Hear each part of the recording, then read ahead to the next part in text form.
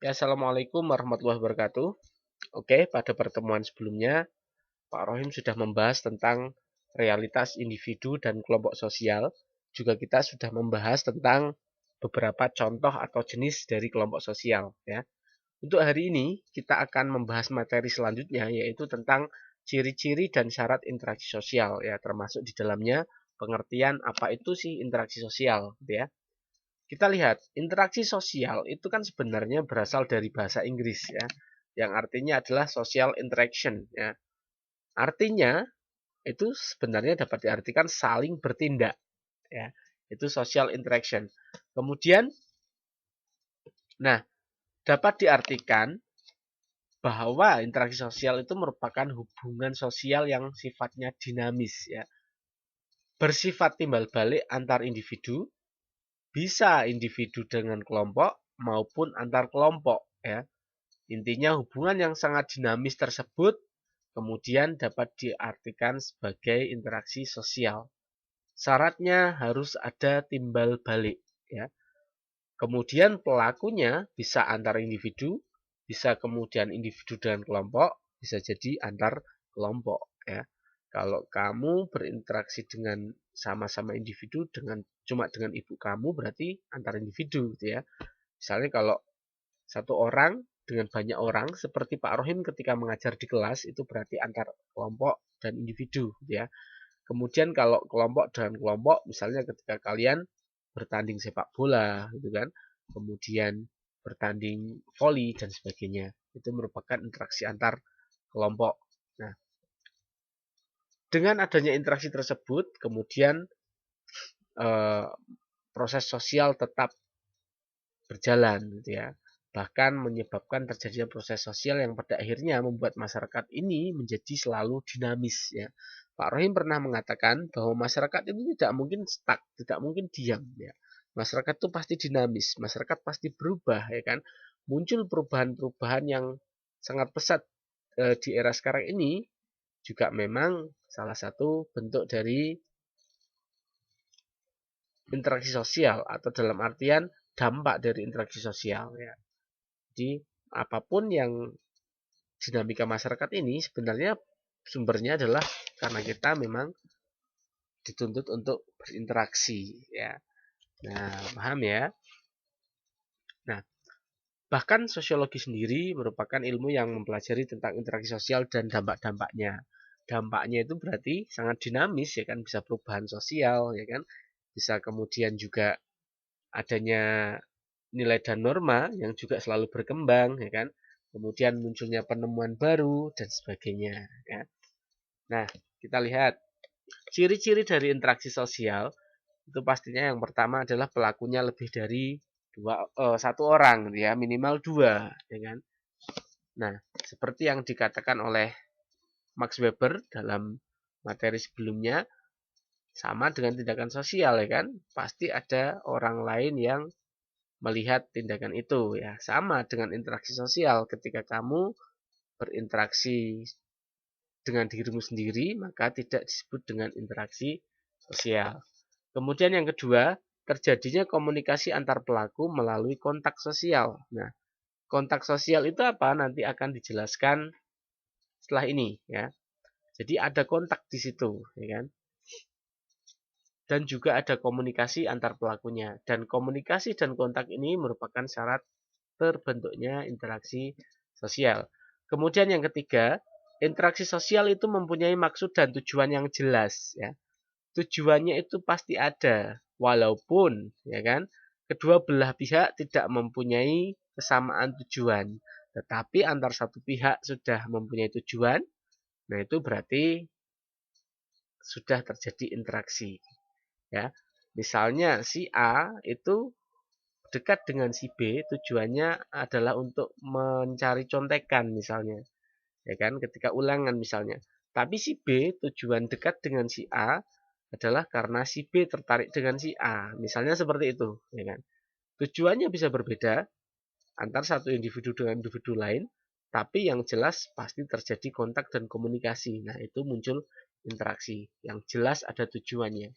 Kemudian yang keempat, adanya dimensi waktu yang akan menentukan aksi atau sikap yang sedang berlangsung. ya. Jadi ada dimensi waktunya, kapan kalian berinteraksi, ya kan, dengan siapa kalian berinteraksi. Nah, itu yang akan menentukan sikap kalian saat melakukan interaksi sosial, ya kan. Ngobrol dengan Pak Rohim saat santai berbeda dengan ngobrol dengan Pak Rohim saat di kelas, ya kan? Itu tergantung waktunya. Nah, sama dengan ketika kalian ngobrol dengan Pak Rohim dan ngobrol dengan teman kalian juga pasti menggunakan aksi dan sikap yang berbeda. Dapat dipahami ya.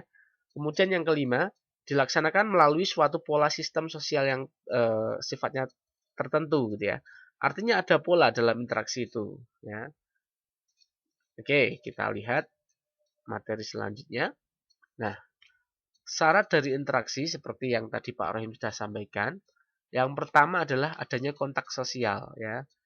Kontak sosial itu sebenarnya dapat diartikan secara gampangnya itu saling menyentuh, ya. Tapi secara sosiologis saling menyentuh di sini tidak hanya secara fisik, ya. Kamu melirik teman kamu dan teman kamu menyadari bahwa kamu meliriknya, itu sudah terjadi kontak. Paham ya? Kemudian kamu menelpon temanmu gitu ya. Temanmu belum ngomong apa-apa tapi paham bahwa kamu sedang menelpon dan temanmu juga paham bahwa sedang kamu telepon, sudah diangkat, baru halo, sebelum halo itu sudah kontak. Paham ya? Nah, ini merupakan kontak sosial. Intinya ketika seorang itu saling memahami orang lain di sekitarnya, ya. Saling paham bahwa ada orang lain di sekitarnya. Bahkan misalnya ketika kamu ada seseorang lewat di depanmu, misalnya perempuan pakai parfum, misalnya parfumnya sangat wangi, kamu memahami itu ada orang di depanmu, kamu tidak ngomong apapun, itu sudah terjadi kontak sebenarnya, ya. Tapi belum terjadi interaksi, karena untuk menjadi sebuah interaksi kita membutuhkan syarat yang kedua, yaitu adanya komunikasi, ya. Komunikasi itu dapat diartikan sebagai proses pengiriman pesan, ya, ide atau gagasan dari komunikator. Komunikator itu penyampai pesan dan kepada komunikan. Komunikan ini orang yang menerima pesan atau menerima ide, ya. Nah, kita lihat macam-macam dari kontak sosial, ya. Yang pertama, kontak sosial berdasarkan wujudnya atau berdasarkan bentuknya, ya.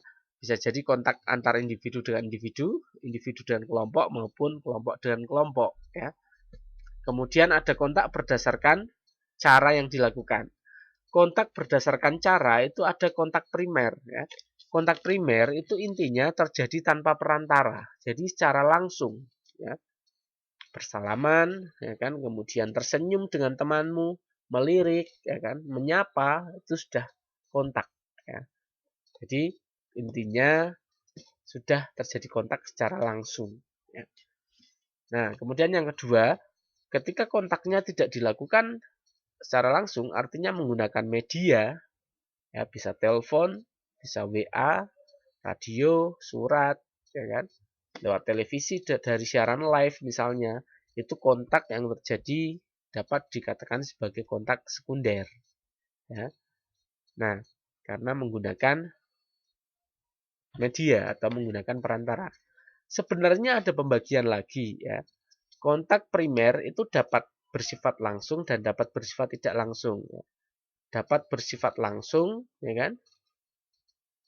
Maaf Pak Rahim ulangi, kontak sekunder itu dapat berupa langsung dan tidak langsung. Kalau langsung itu ketika si penerima pesan itu bisa langsung mengetahui, ya, misalnya lewat chat, lewat telepon, ya kan. Kalau yang sifatnya tidak langsung itu biasanya diketahuinya beberapa saat kemudian, entah lewat perantara orang, nitip salam, atau misalnya lewat surat yang baru beberapa hari datang, ya. Itu kontak sekunder. Jadi kontak sekunder itu ada kontak sekunder langsung dan kontak sekunder tidak langsung. Tapi kalau yang primer itu sifatnya pasti langsung, ya. Ini ada kekeliruan sedikit di buku kalian, tapi tidak masalah. Yang jelas kalian pahami, bukan masalah langsung tidak langsungnya, tetapi masalah perantara atau media dan bukan media, ya.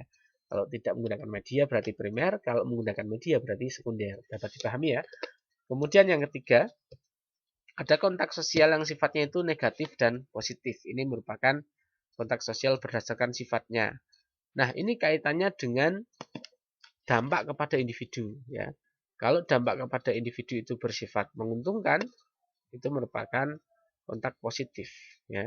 Kemudian kalau kontak yang terjadi ini tidak menguntungkan bagi individu atau merugikan bagi salah satunya, itu berarti kontak yang sifatnya negatif ya. Misalnya tawuran ya kan, perkelahian itu kontak negatif ya.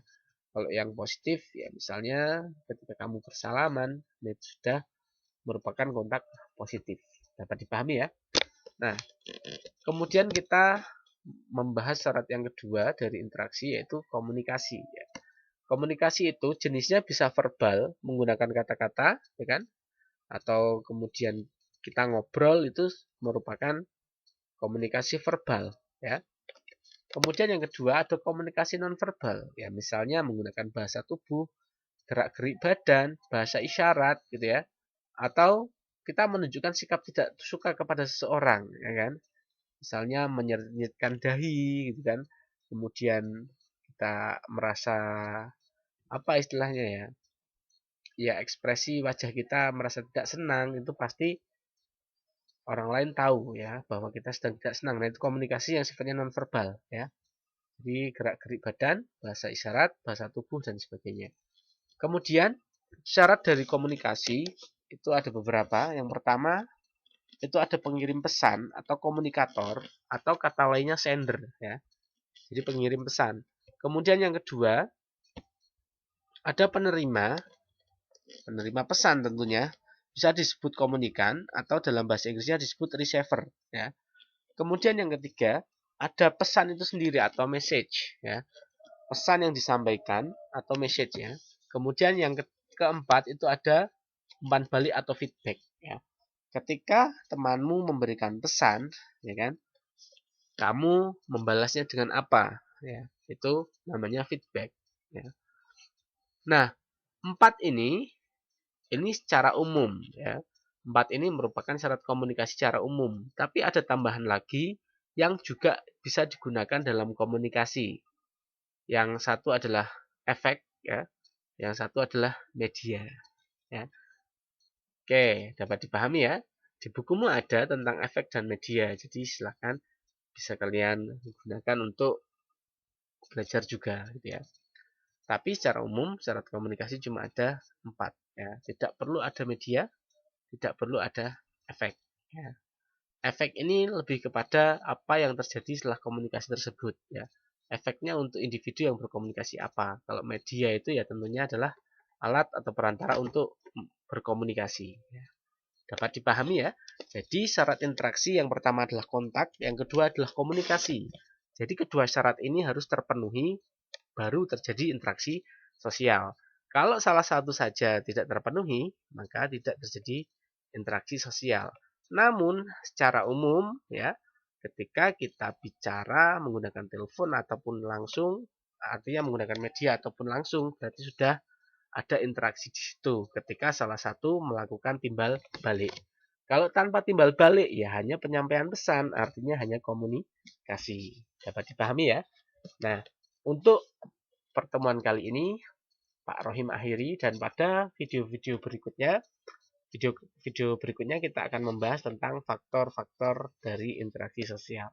Terima kasih. Wassalamualaikum warahmatullahi wabarakatuh.